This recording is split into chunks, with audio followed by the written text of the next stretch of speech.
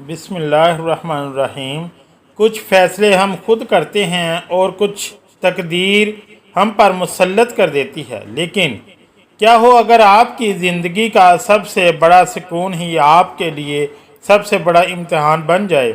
आज की कहानी एक ऐसी औरत की है जिसके कमरे का दरवाज़ा जब बरसों बाद खुला तो सामने खड़ा शख्स को देखकर इसके पैरों तले से ज़मीन निकल गई। एक ऐसा राज जो निकाह के बंधन में छुपा था, एक ऐसी हकीकत जिसने पूरे घर में तूफान बर्पा कर दिया, और एक ऐसा सवाल जिसका जवाब ढूंढने वो शहर के सबसे बड़े मुफ्ती के पास पहुंच गए।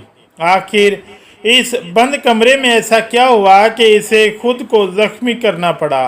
वो कौन था जिसने बरसों बाद लौटकर इस हंसते बसते घर की बुनियादें हिला दी।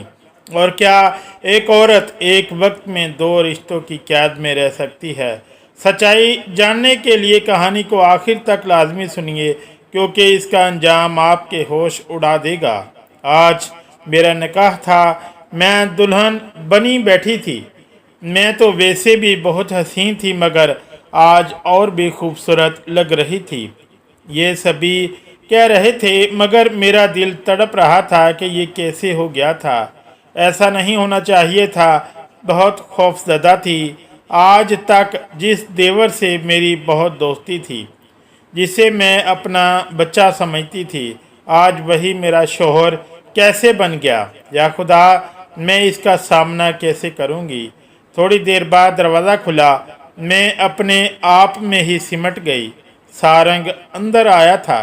वो मेरे पास बैठा, मेरे हाथों में कपकपाहट हो रही थी। सारंग ने मेरा नाम पुकारा तो मैं सहम गई। आज तक वो मुझे राविया भाभी कहता था और अब सिर्फ राविया कह रहा था। मुझे बहुत बुरा लगा। मैं उठकर वॉशरूम जाने लगी कि इसने मेरा हाथ पकड़ लिया। राविया, मेरी बात सुने। वो बहुत परेशान था। मैंने इसकी बात नहीं सुनी। फिर इसे बुरा भला कहना शुरू कर दिया कि मुझे समझाने लगा, मगर मेरे अंदर जैसे आग सी लगी हुई थी। मैंने अपनी सुर्ख चूड़ियाँ उतार दी, अपना दुपट्टा उतार फेंका जो कि लाल रंग का था। मुझे सब बेहद बुरा लग रहा था। मुझे सारंग से घुटन हो रही थी। मैंने इससे कहा कि वो मेरे कमरे से निकल जाए, तो वो मुझे समझाने लगा कि अब वो क्या कहेंगे, मगर मैं कुछ नहीं सुनना चाहती थी।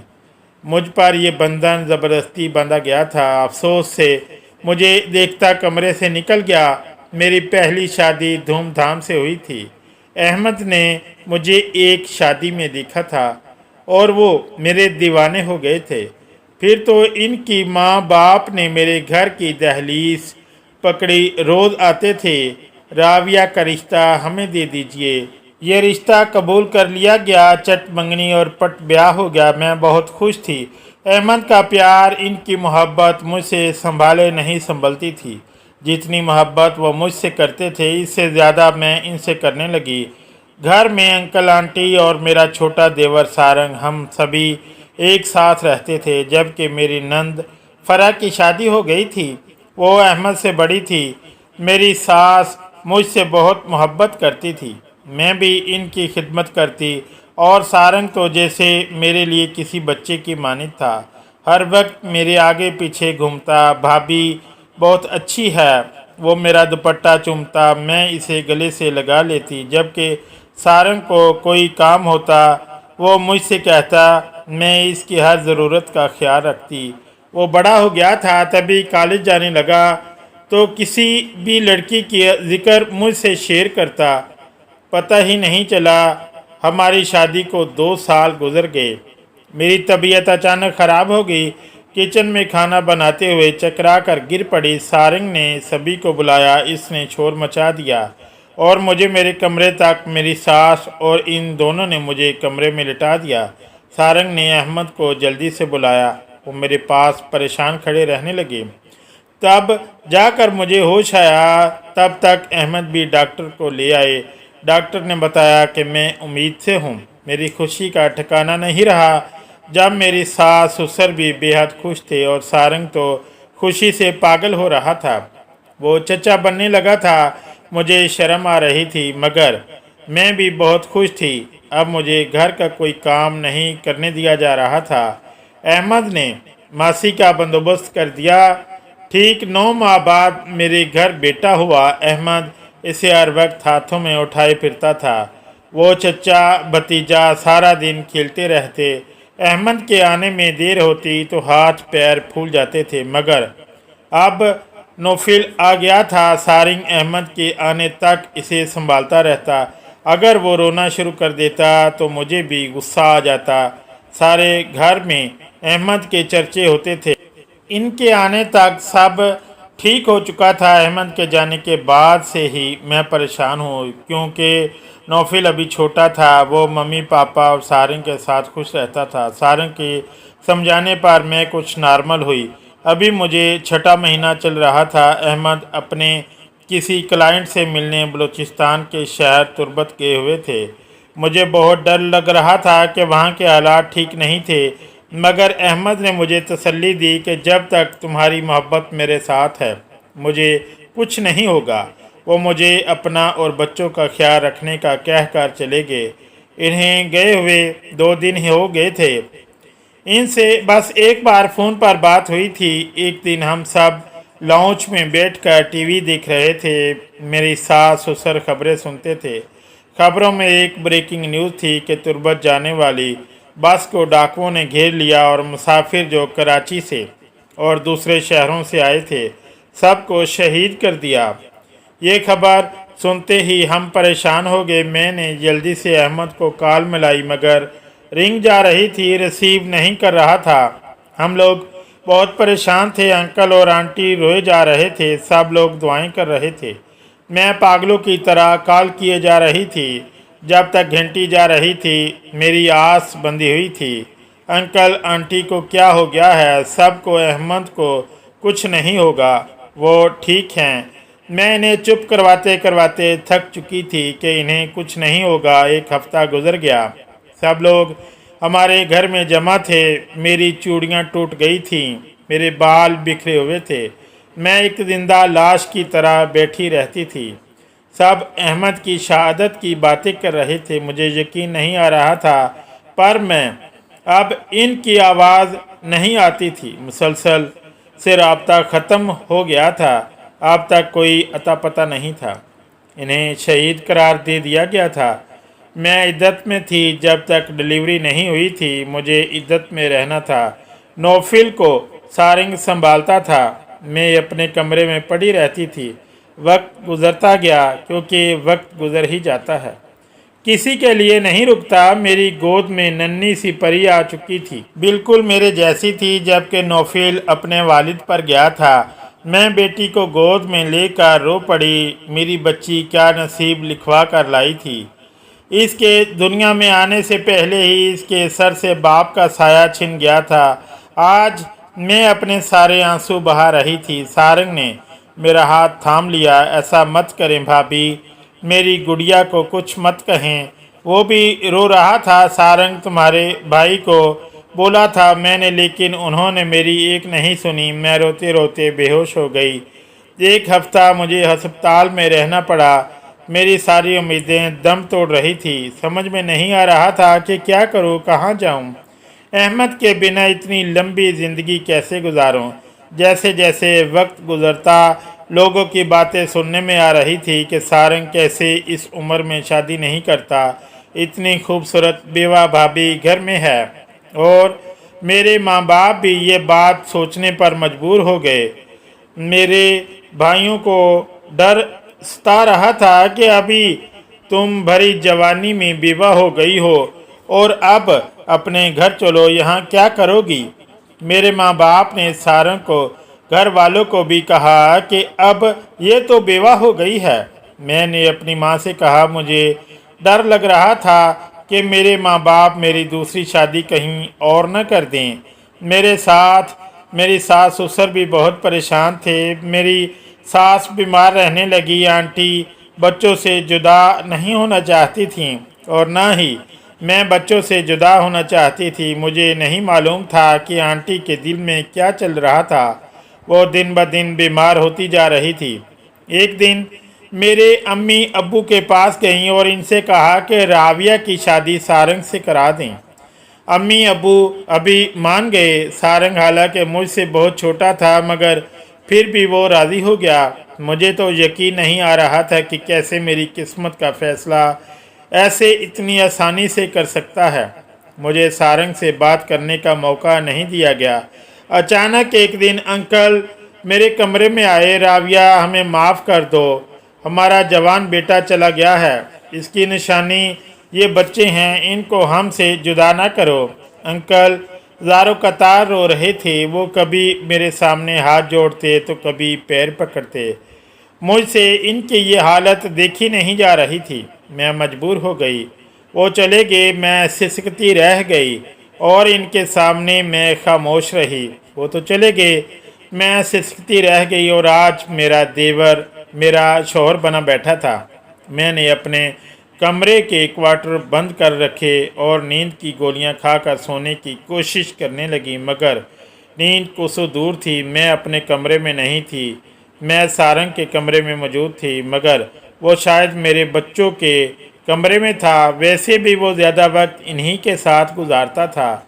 नौफिल रोने लगी। सारंग कमरे में आया तो मुझे बहुत बुरा लगता कि इसकी हिम्मत कैसे हुई मेरे साथ एक ही कमरे में रहने की।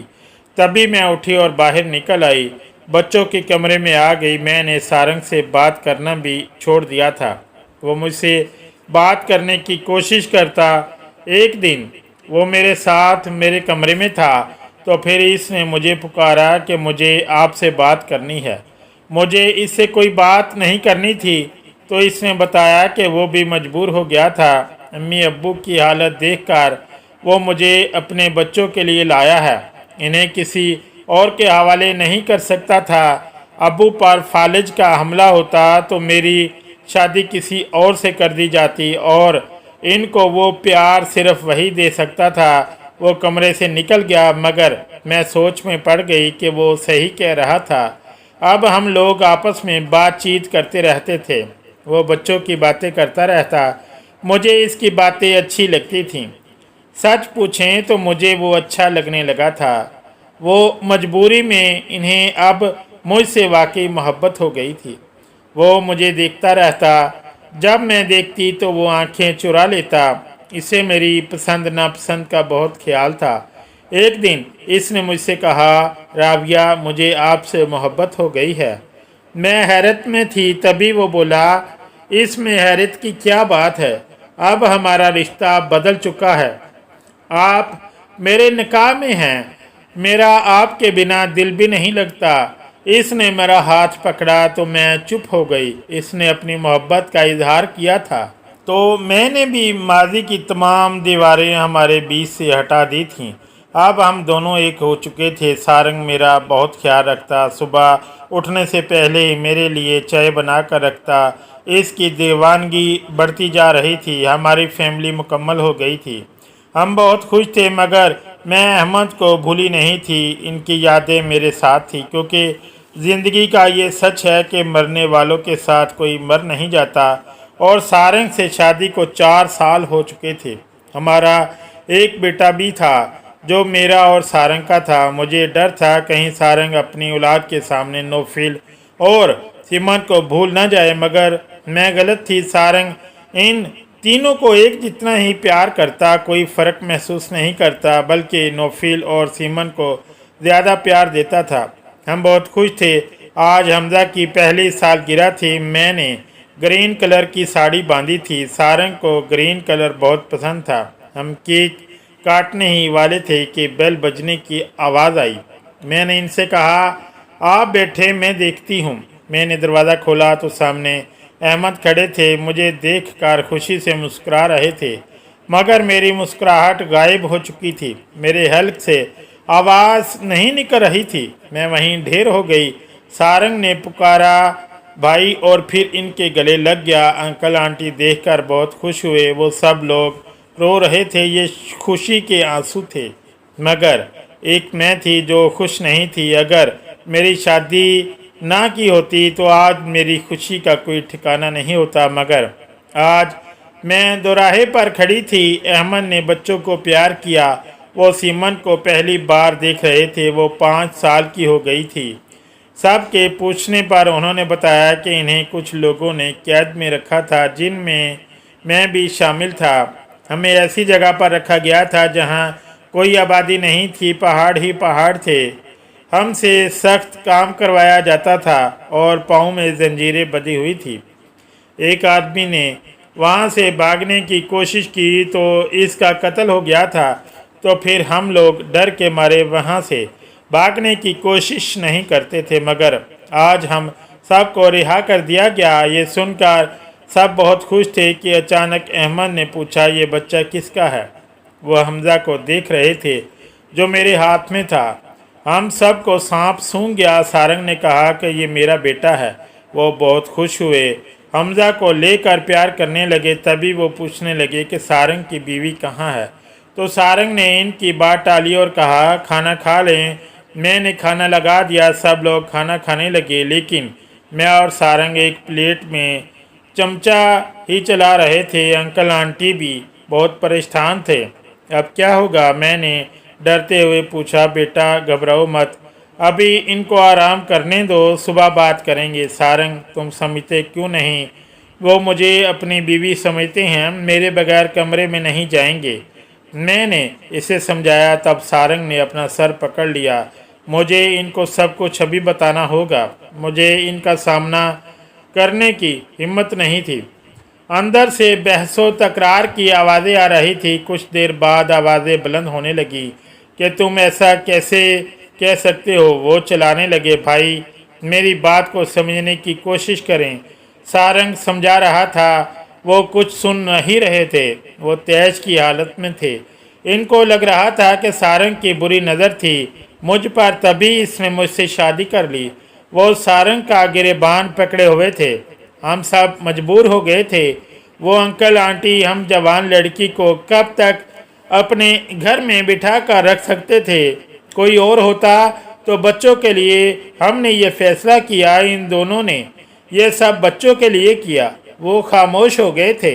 इस वक्त अहमद समझे थे कि इनके हालात कैसे होंगे, लेकिन अब इनके तेवर बदल गए थे। सारंग के माथे पर बल पड़ गए थे। मेरी धड़कनें बढ़ गईं कि कहीं लड़ाई ना हो जाए। अब वो मेरी बीवी है, आपकी नहीं, सारंग ने हिम्मत करके कहा। तभी वो चिल्लाने लगे। तभी अंकल बीच में आए और दोनों के सामने हाथ जोड़े। चुप रहो, चुप हो जाओ, मैं जिंदा हूँ। अभी तुम लोग खुद फैसला नहीं कर सकते। हमें दारुल अफ्ताह से रजू करना पड़ेगा। सब लोग अपने अपने कमरों में चले गए। रात को किसी को नींद नहीं आई। सारंग मेरे फ़ोन पर मैसेज किए जा रहे थे। मैं बच्चों के कमरे में थी कि मैं इसे ना छोड़ूं। वो बार बार मैसेज कर रहा था, मेरा साथ मत छोड़ना, मैसेज पर मैसेज कर रहा था। मैंने कोई जवाब नहीं दिया। सुबह फजर के वक्त अपने घरों से निकले, अपने शहर के मुफ्ती के पास गए ताकि इनसे मशवरा कर सकें। मैं बहुत परेशान थी। कल से मेरी मोहब्बत का पलड़ा भारी था। सारंग से बहुत मोहब्बत करती थी। इसने मेरे लिए और मेरे बच्चों के लिए जो कुर्बानियाँ दी थी वो नहीं भूल सकती थी। मैं अहमद की दूरी सह गई थी, मगर शायद सारंग की ना सह पाती। सारंग अंदर आया। इसने मुझे तड़पते हुए देखा। मुझसे पूछने लगा, मेरा साथ तो नहीं छोड़ दोगी? मैंने इसे कहा कि मैं इससे बहुत मोहब्बत करती हूँ, मगर इसे सब्र करना होगा। अब बात फैल चुकी थी कि अहमद वापस आ रहे थे। वो इसे ताने दे रहे थे। मोहल्ले वाले भी मुझे अजीब नज़रों से देखना शुरू कर देते। कुछ लोगों ने मुझसे पूछा कि तुम अब किसकी हो? सब लोग अपने अपने मशवरे दे रहे थे और मेरी औकात पर भी सवालिया निगाहों से देख रहे थे। मैं सब्र कर रही थी। बच्चों को कुछ पता नहीं था। वो अपने पापा के लिए रोते और आंटी एक एक करके सारंग को फ़ोन करती कि सीमन और नौफल को वापस ले जाओ, वो बहुत तंग करते हैं। क्योंकि मैं किसी का सामना नहीं करना चाहती थी।